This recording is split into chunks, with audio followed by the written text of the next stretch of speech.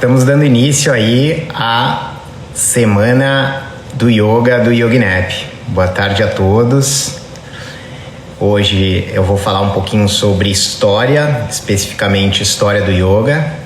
O Flávio que estava ali nos meus testes viu como é que foi, né?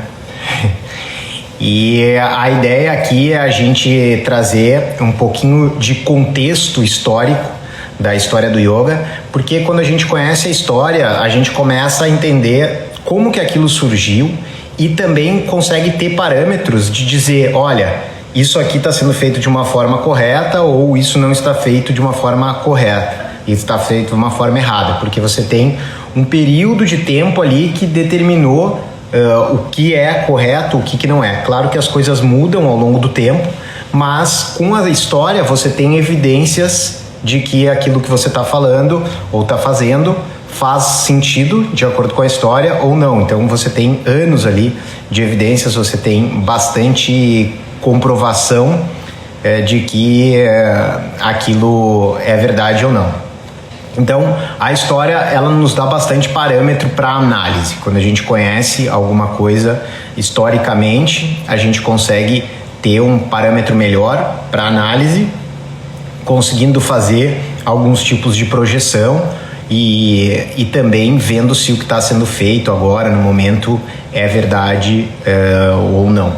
Vamos começar formalmente essa palestra, que tem o objetivo de traçar um panorama histórico do yoga, desde que ele surgiu, há pelo menos 4.000 anos, até os dias atuais. Claro que não vai dar para abranger toda a história, mas a gente vai tocar nos pontos principais aqui e você com certeza vai sair dessa aula compreendendo um pouco mais esse movimento, compreendendo inclusive por que ele cresceu tanto no Ocidente. Então eu acho que vai ser uma aula aí com bastante conhecimento aí para enriquecer o seu repertório a respeito do yoga. Bom, as tradições indianas antigas, elas tinham no número 8 um número que representava a perfeição. Então, o número 8 ele é um número muito usado para algo didático. Então, você explicar um assunto em 8 partes era algo que já se fazia na antiguidade. Então, você vê o próprio Patanjali, que a gente vai falar um pouco mais para frente, mas foi o primeiro escritor a falar só sobre yoga. Patanjali dividiu a explicação dele, dividiu o livro dele em 8 partes, o método dele em 8 partes. Buda, que também tem influência das mesmas fontes que começaram a produzir o conhecimento do yoga, Buda divide o seu método também em 8 passos. Então a gente vê que o 8 ele é um número significativo, ele é um número representativo dentro do yoga. Então eu aproveitei isso e vou dividir a minha explicação em 8 pontos. Em 8 pontos, 7 pontos históricos assim que vão nos marcar bem essa história. Então ela vai começar realmente com o início, né? E a gente vai ao longo desses 8 passos aí procurando entender como que o yoga saiu como uma tradição de espiritualidade, uma tradição de desenvolvimento pessoal da Índia, e hoje é algo que toma o mundo inteiro. Então hoje o yoga é praticado em todo o mundo, em todas as línguas conhecidas. E como que isso aconteceu, né? Qual foi essa força que fez o yoga chegar até lá? A própria comprovação de que o yoga está hoje, 4.000 anos depois, sendo praticado, é algo que mostra muito valor por ele mesmo, né? Se essa técnica, se essa prática não tivesse valor para as pessoas, ela acabaria sendo esquecida ao longo da história. Então, o simples fato do yoga estar presente, do yoga existir até hoje, 4.000 anos depois de que ele surgiu, é uma das demonstrações do valor, é uma das demonstrações de que, se isso durou tanto tempo, é porque funciona. Algum efeito positivo o yoga produz, e isso deve ser verdade porque historicamente ele continua aí sendo praticado, sendo estudado, continuam produzindo conteúdos e textos importantes sobre yoga, e a gente vai ver como que essa história aí aconteceu. Então, dividindo em 8 partes, vamos começar pela primeira parte. Eu vou usar um sistema aqui didático para não deixar vocês aqui só com a minha cara aqui. Eu vou eventualmente compartilhar uma tela, então a gente vai deixar a tela aqui do lado, eu vou dar a explicação e depois eu retorno. Então eu vou fazer aqui primeiro passo, né? A primeira explicação aí da nossa história, né? Então, para começar esse apanhado histórico, a gente tem que ter uma evidência de onde isso surgiu, né? E se o yoga é, de fato, algo que vem da Índia, né? Isso é o que a gente sabe, assim, em termos de senso comum, mas qual que é a comprovação? Como é que a gente sabe que realmente o yoga veio da Índia? Então, a gente começa a entender a própria palavra yoga, né? A palavra yoga, ela faz parte de uma língua indiana, que é o sânscrito. Ela é escrita originalmente em Devanagari, como a gente está vendo aqui, né? O sânscrito é a língua, o Devanagari é a forma de escrever. Então, a gente pode escrever, por exemplo, português em caracteres latinos, né? Que é o que a gente usa. Ou a gente pode escrever português em Devanagari. Pode usar dessa mesma escrita aí para escrever. Então, o yoga, ele é escrito tradicionalmente, as escrituras usam essa linguagem e toda essa linguagem veio da Índia. Então, esse vai ser o nosso ponto, nossa premissa inicial de que o yoga é algo que de fato surgiu na Índia por conta do nome e por conta de as primeiras escrituras a falarem sobre esse tema terem vindo todas elas da Índia e elas mesmas usam o próprio sânscrito para fazer as suas explicações e para registrar os seus conhecimentos. Então o yoga é de fato indiano pela palavra ser de uma língua indiana e por ela ter escrituras feitas nessa linguagem. Então esse é o nosso primeiro passo aí, nosso ponto de partida. Depois a gente vai começar aí a nossa história em 1800 antes de Cristo, que a gente tem as primeiras escrituras, os Vedas. Então, os Vedas, eles são as primeiras escrituras, os primeiros textos a falar sobre espiritualidade, sobre desenvolvimento em toda a humanidade. Então, antes mesmo dos nossos próprios textos que a gente conhece, os textos sagrados do Ocidente e tudo mais, a Índia já tinha produzido uma grande quantidade de textos e esses textos são chamados de Vedas, tá? Então, são os Vedas aqui. Então, os Vedas são esses primeiros textos. O que os Vedas têm a ver agora com o yoga? Nesses primeiros textos, que a gente pode determinar pelo menos de 1800 anos antes de Cristo, não existia o yoga tal como a gente conhece hoje. O yoga ali não estava definido, né, como o yoga está definido, por exemplo, em Patanjali. Nesses primeiros textos dos Vedas, a gente tem já um esboço, né? A gente tem uma menção de yoga, mas com uma coisa muito ainda subjetiva e como algo já relacionado à questão da meditação. Então, os Vedas, que são esses primeiros textos, os Vedas são divididos em 5, eles já trazem o yoga como um aspecto meditativo e uma forma de um desenvolvimento interno. Mas ainda não existia nenhuma técnica ali descrita, não existia nada assim muito claro do que era aquilo. E os Vedas, eles teriam ali em si o embrião do que é o yoga, né? Então a gente teria ali o embrião dessa filosofia tradicional. Passamos aproximadamente praticamente 1000 anos, a gente chega nos textos que são as Upanishads. Tá? Então, as Upanishads são os próximos textos, os textos que começam em seguida dos Vedas. No fundo, as Upanishads, elas são baseadas nos Vedas. As Upanishads são escrituras que se baseiam no conhecimento dos Vedas, mas que constroem algo que é a mais ali, é mais do que somente os textos védicos falavam. O que as Upanishads têm a mais, o que elas têm de diferentes? As Upanishads são textos mais aplicáveis, são textos mais do dia a dia. Os Vedas, eles traziam descrições de rituais, traziam descrições de mantras, descrições de como deveria ser feito o processo para você criar ali um ambiente favorável para o despertar. E as Upanishads, elas já trazem algo muito mais prático. É assim, esse ensinamento aqui, como é que eu poderia aplicar ele na minha vida pessoal? Esse é o segundo movimento, a gente está agora no nosso terceiro passo, que são as Upanishads. E as Upanishads falavam sobre diversas coisas, sobre diversos textos. Em geral, era uma parte do Veda comentada por algum grande sábio. Então, os grandes sábios começaram a pegar aqueles textos dos Vedas, que eram algo intocável, e falar assim, bom, beleza, isso aqui não é que está errado. Mas para o dia a dia, para a minha prática, para o que eu tenho que ensinar agora para as pessoas que estão ali mais próximas a mim, eu posso adaptar com exemplos mais próximos do dia a dia. Eu posso trazer coisas mais próximas do que as pessoas estão vivenciando. E no processo das Upanishads, começou a se desenvolver textos que daí sim começaram a trazer o yoga com uma descrição de um processo de investigação pessoal e como um processo de técnicas. Ali nas Upanishads a gente começa a ter técnicas, a gente começa a ter especialmente a meditação como algo, como o yoga. Então o primeiro surgimento do yoga é de fato algo relacionado à meditação. Então a gente pode de fato cravar assim que yoga e meditação são uma coisa só, e isso começa a ficar forte a partir das Upanishads. Então esse é o segundo movimento.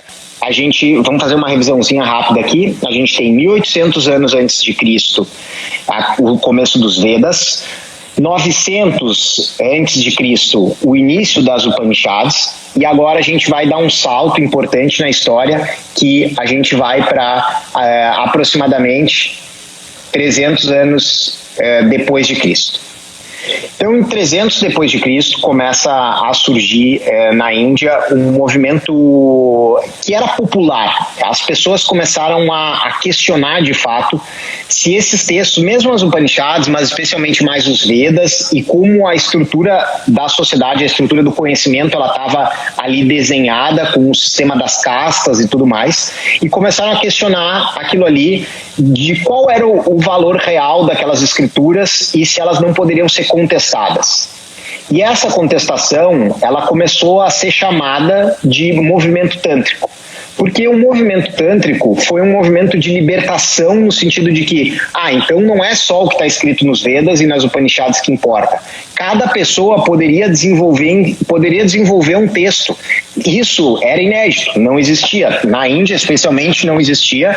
E aí abriu a possibilidade de grandes sábios indianos começarem a expressar o seu conhecimento e sair daquela coisa totalmente tradicional e ortodoxa que eram os ensinamentos contidos nas escrituras. Estes textos que os tântricos começaram a produzir, eles variavam e começavam a trazer vários aspectos da sociedade, textos de poesia, textos de literatura, textos que traziam de fato o poder para cada indivíduo. Então, um exemplo de que o Tantra começou a fazer um fortalecimento, uma valorização do indivíduo é que, por exemplo, na parte dos Vedas, no momento histórico dos Vedas, somente quem estava na casta mais alta, que eram os Brahmanes, poderiam conduzir os rituais. Os rituais eram feitos numa área específica que eles ali determinavam. A partir do movimento tântrico, o ritual ele poderia ser feito dentro de casa. A própria pessoa poderia aprender e fazer aquilo dentro de casa. Então hoje a gente fala, mas isso é óbvio, né? Por que ela não poderia fazer dentro de casa?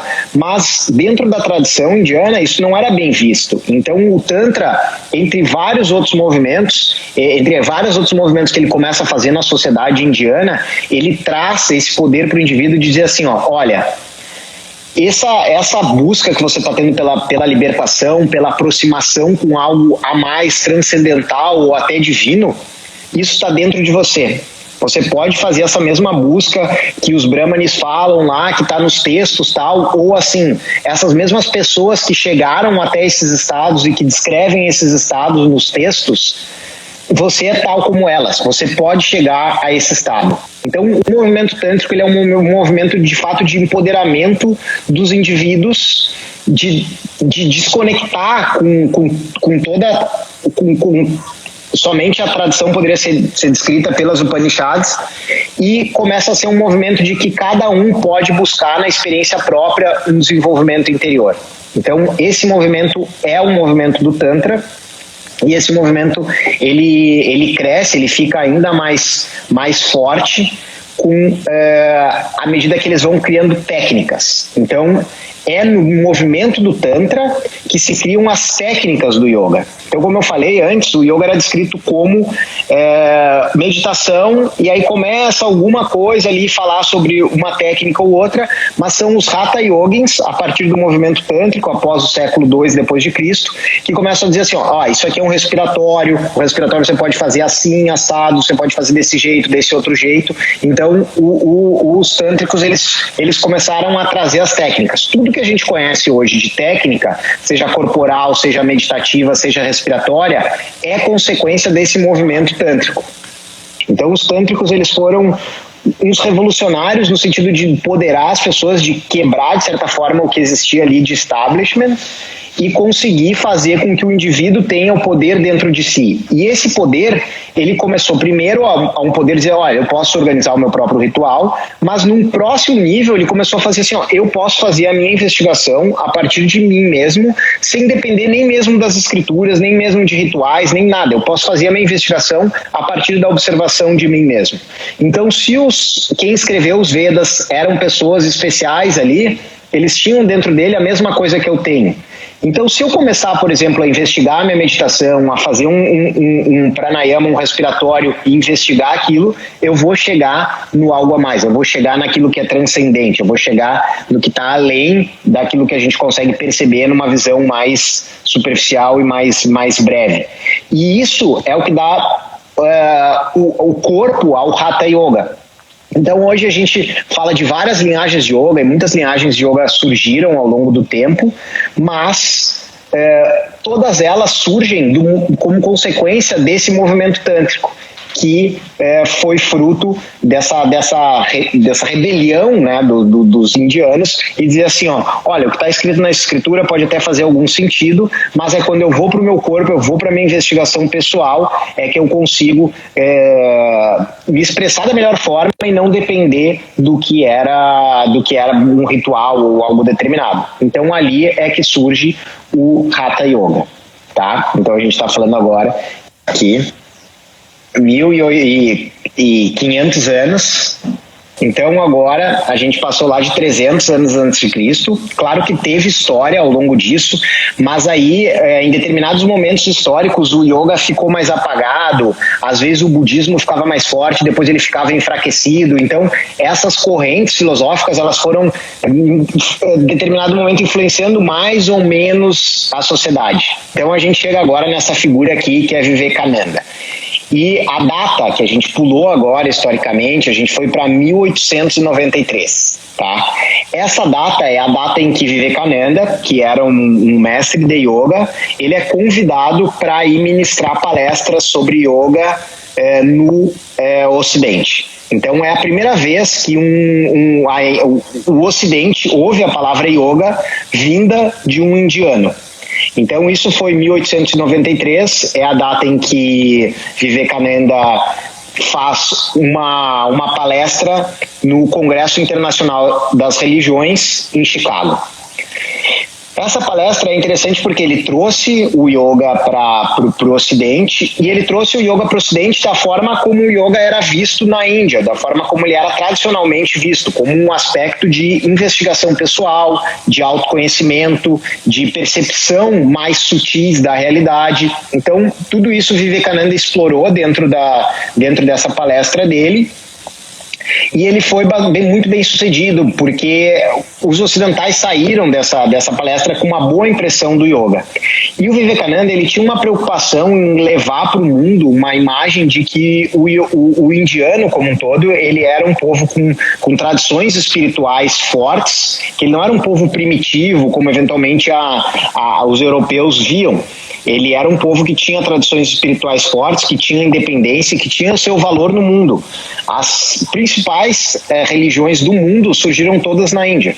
Então, o budismo, o hinduísmo, todas elas, o sikhismo, o jainismo, todas elas surgiram na Índia. Então, a Índia tinha, de fato, uma importância, e Vivekananda levou aquilo ali, trouxe isso aqui, né, para o Ocidente. Em determinado momento, os britânicos começaram a tirar sarro, assim, dizendo que os indianos eram pessoas afeminadas, que eles tinham um jeito muito estranho, que eles eram fracos demais, e aquilo ali incomodou muito o Vivekananda. O que ele começou a fazer para contrapor isso foi fazer um estímulo à questão física dentro da própria Índia. Porque com isso os indianos, né, não adiantava eles ter tradições religiosas na visão dele, né, se eles fossem pessoas em que os europeus zombavam, né. Então Vivekananda começa a estimular dentro da Índia a prática de exercícios físicos, não necessariamente no primeiro momento relacionados com o yoga, mas ele levou para a Índia de que era de fato importante ter algum trabalho corporal nos indianos para que eles se, digamos, assemelhassem aos ocidentais. Então começa a ter de fato um movimento aí, começa a se ter práticas tais como as ocidentais, trabalhando a parte da educação física, assim, dentro dos colégios para fortalecer essa parte física dos indianos, e tudo isso é consequência do trabalho do Vivekananda. Nós chegamos em seguida, isso aqui a gente está falando ali do início do século XX, então em 1910, 1915, na verdade aqui vai aparecer uma data que é 1918, tá? Então, em 1918, especificamente, esse cara que está aparecendo aí, que é o Yogendra, ele funda um instituto de yoga na Índia e que dava muita ênfase para essa parte corporal. Então, o Yogendra, ele tinha uma ideia de que o yoga, ele não deveria ser algo dos ascetas, né, que são os retirantes que vivem nas montanhas praticando yoga. E isso, de fato, existe até hoje na Índia e é parte da tradição. Isso não é errado, essa parte dos ascetas. Mas ele queria popularizar o yoga, ele queria que as pessoas normais fizessem yoga e não só as pessoas ascéticas. Então o Yogendra começa um movimento de fazer um trabalho primeiro de físico bastante forte, fazer um trabalho de começar a investigação científica. Nesse momento, no início do século XX, né, transição do século XIX para o século XX, a humanidade vivia um momento em que se valorizava demais a ciência. A ciência como um todo, ela estava crescendo, ela estava ganhando força e se acreditava que tudo poderia ser resolvido baseado na ciência. E aí, o Yogendra, percebendo esse movimento, porque ele tinha contato também com professores ocidentais, ele percebeu esse movimento e começou a falar assim, bom, então a gente tem que começar a fazer, de fato, comprovações científicas.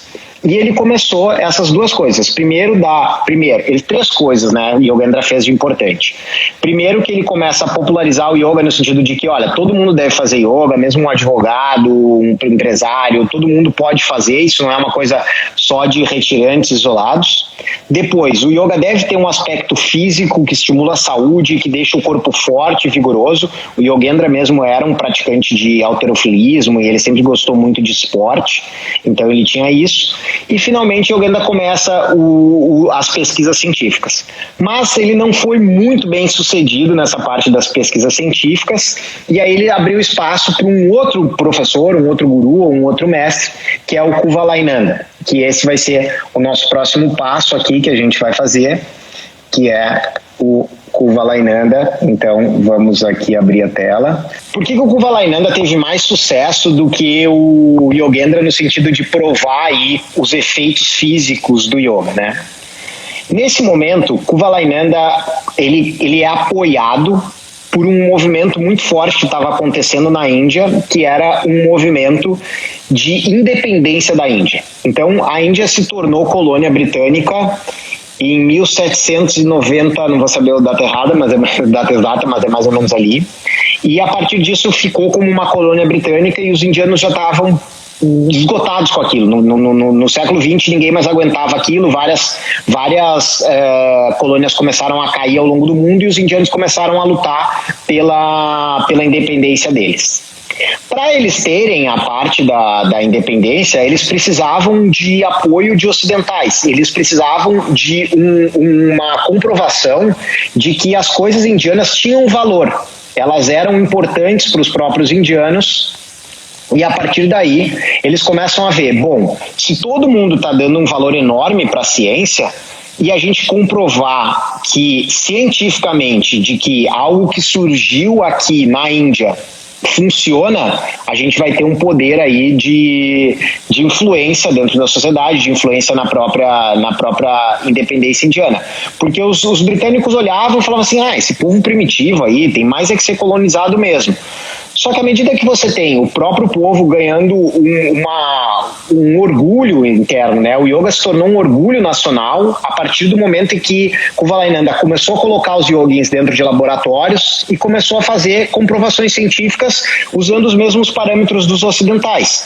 Então, historicamente, politicamente, os britânicos falavam assim, eles podem até ser primitivos, mas olha isso aqui que eles estão fazendo, eles têm um tipo de ginástica, sei lá, provavelmente eles não sabiam muito bem como explicar, mas eles têm algum tipo de prática aqui que tem comprovação. Então, eles fizeram esses tipos de testes, bem primitivos na época, mas que comprovaram, entre outras coisas, que o yoga fortalecia o diafragma, que é um músculo responsável pela respiração e que é um dos principais músculos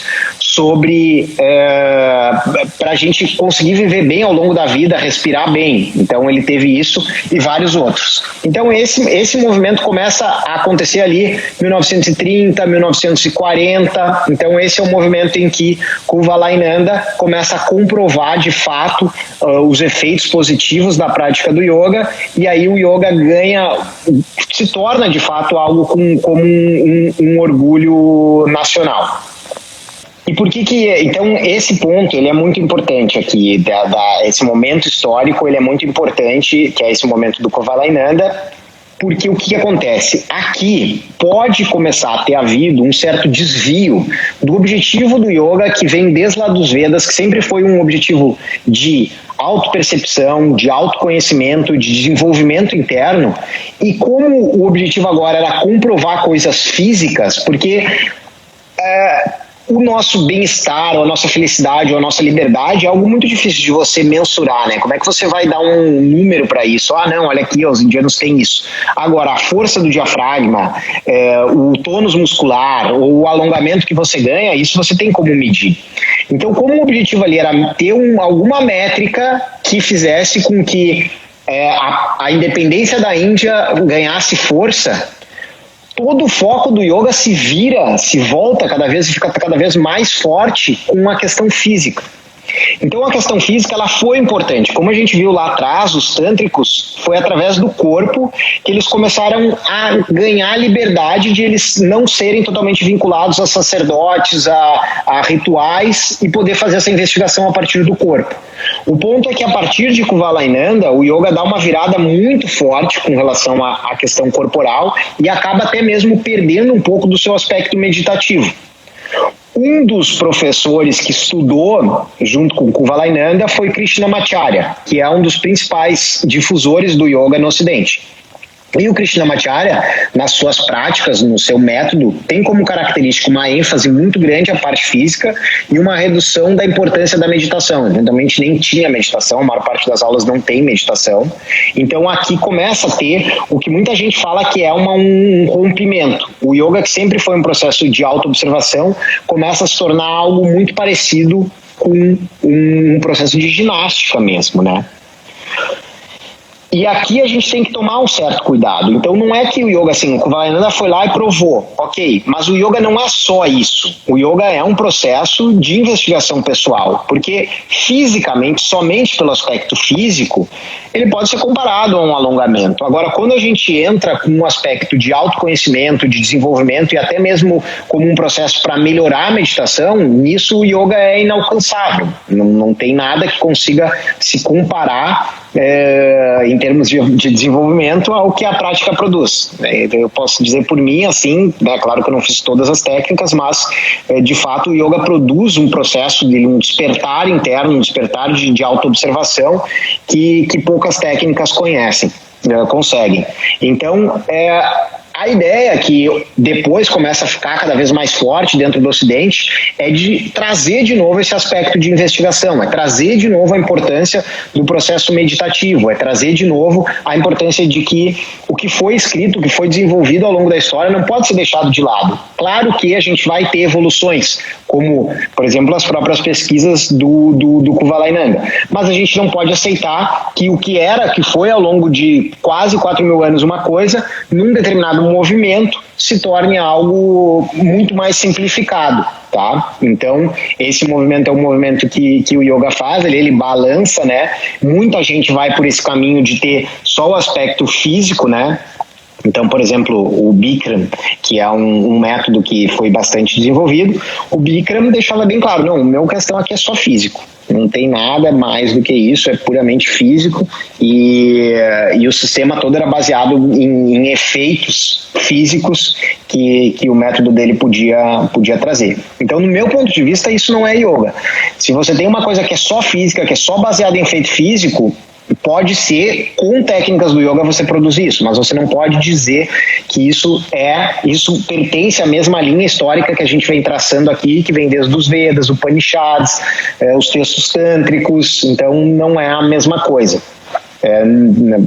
Isso aí é importante a gente deixar claro. Começa essa explosão, essa expansão máxima do yoga, né?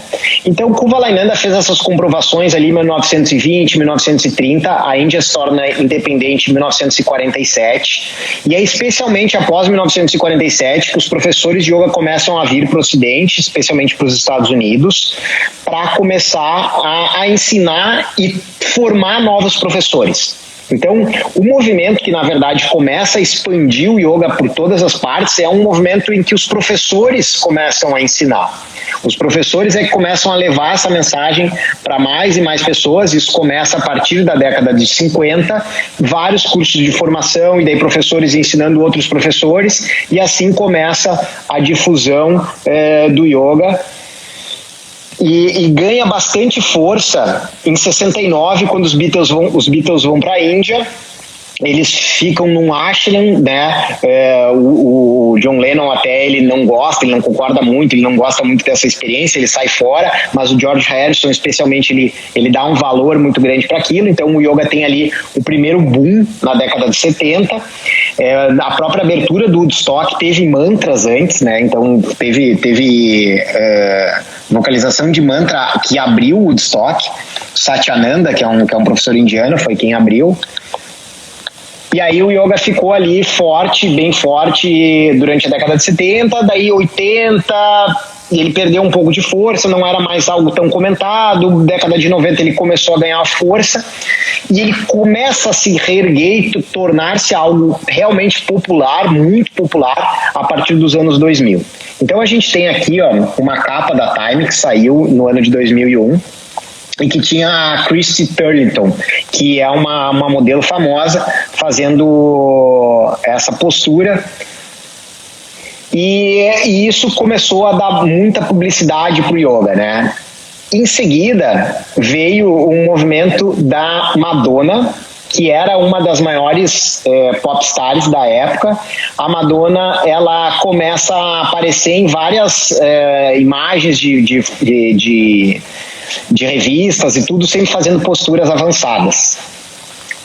E daí ela gostava muito daquela prática, ela estava realmente muito, muito envolvida com o yoga, e ela bancou com o seu próprio dinheiro um filme que ela é uma professora de yoga, chamado Sobrou Pra Você. É um filme bem bobinho, assim, mas ele começa a mostrar essa força que o yoga estava ganhando a partir dos anos 2000 e sendo impulsionado por celebridades. Então esse filme, depois se vocês quiserem procurar, eu não sei onde tem, a gente achou alguns trechos aí na internet, mas o filme todo, assim, eu não sei como que dá, mas eu assisti esse filme no cinema até, era uma história boba de uma professora, e teve outras celebridades. Aqui, vocês têm o Sting, que era um cantor muito famoso também, ainda é bastante famoso, né? Mas o Sting foi do The Police, que foi uma das maiores bandas do mundo, e o Sting regularmente falava que o yoga fazia muito bem para a saúde dele. Ele dava declarações de que o corpo dele agora fazia coisas que quando ele era adolescente ele não conseguia. Ele falava inclusive de questão de desempenho sexual, que o yoga melhorou. Então o Sting também foi um difusor.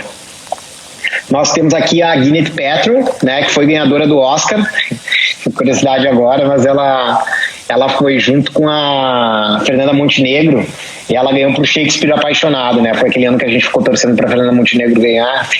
Isso não tem a ver diretamente, mas tem, né? Foi o ano que a Gwyneth Paltrow ganhou, foi quando ela ganhou pro Shakespeare Apaixonado, no ano que ela concorreu com a Fernanda Montenegro na Central do Brasil. E ela também, ó, a Gwyneth Paltrow era uma apaixonada por yoga, ela foi em entrevistas na TV, mostrou postura, deu aula até ali para professora, então, para professora não, para entrevistadora, então começou a ter um movimento assim bastante forte do yoga dentro dos Estados Unidos, e quando pega nos Estados Unidos ele acaba indo para todos os lados, né? Então depois começa as celebridades, aqui tá mostrando a Kim Kardashian, a Gisele Bündchen, no Brasil a Fernanda Lima, então nós temos diversas celebridades aí que vão dando força para esse movimento e vão sedimentando o yoga como algo popular, algo da sociedade, uma prática que já está realmente misturada com o estilo de vida atual, né? Então você anda em grandes centros urbanos, hoje você vê o tempo todo pessoas andando com um matzinho ali, né, que é o tapetinho do yoga. O yoga não é mais visto como uma coisa assim de hippies que fazem uma viagem ali e tal, é uma coisa hoje que se tornou parte do Ocidente, se tornou parte da cultura ocidental. E mais uma vez a gente tem que dar o mérito ao valor que as pessoas estão dando para aquilo, né? Então, como eu falei no início da palestra, o yoga, o fato dele ter sobrevivido todo esse tempo já mostra o valor que ele tem. Se ele não fosse algo realmente relevante, ele não conseguiria ficar, né? Então existem várias filosofias que a gente não faz mais ideia, que eram filosofias mesmo de povos que foram bem-sucedidos, filosofias gregas, diversas filosofias gregas foram esquecidas ao longo da história, filosofias europeias foram esquecidas, porque talvez tivesse valor num momento histórico específico ali, mas o yoga é algo que toca profundamente o ser humano, é algo que transforma ele a ponto de ele querer levar aquilo para frente, a ponto de ele querer dedicar o seu tempo para aquilo, de ele querer ensinar outras pessoas, e essa explosão, essa expansão do yoga no Ocidente, ela é mais uma demonstração disso, né? Então, por que o yoga cresceu tanto no Ocidente? A gente viu agora historicamente, né, o que aconteceu, uma celebridade ali, outra foi fazendo tal, mas se ele não tocasse as pessoas, não tocasse o coração dos seus praticantes, ele não conseguiria ser propagado, ele morreria ali. Então ele teve um impulso, né? Teve um impulso ali da própria independência da Índia, ele teve um impulso dos indianos vindo para o Ocidente, né? Então tem o Yogananda também, que não foi citado aqui, mas que escreveu um best-seller, que inclusive era livro de cabeceira do Steve Jobs. Então o yoga começa a ficar forte dentro da cultura ocidental, mas ele só consegue se sedimentar porque ele tem um valor por ele mesmo. Se ele não tivesse esse valor, ele já teria sido extinto. Então hoje, que a gente consegue aí acessar diversos cursos, consegue conhecer melhor o yoga, isso só acontece porque isso tem algum valor, né? A prática em si, ela toca as pessoas e ela gera muitas transformações. Bom, o meu recado era isso, eu queria passar um pouco dessa visão. E quem está inscrito na Semana do Yoga, eu vou enviar para vocês um link com um documentário bem mais amplo disso que eu falei aqui, com imagens mais esclarecidas, e que foi produzido por nós do YogiNap. Então vocês vão poder ter acesso a esse documentário que a gente produziu, mas só quem tiver inscrito. Então, se você não está inscrito, tem um link aqui no nosso perfil, você faz sua inscrição, que daí você vai receber esse material extra aí, que é um material que ele vai falar melhor, assim, vai explicar um pouco melhor tudo isso que eu falei hoje aqui, porque uma live de Instagram, vocês viram aqui, eu tentei trazer um pouco de imagens, tal, para deixar um pouco mais rica, mas a live de Instagram, ela sempre perde um pouquinho, né, porque é difícil aqui de fazer essa parte da análise, e lá nesse documentário está tudo muito bem explicado e muito bem contextualizado aí,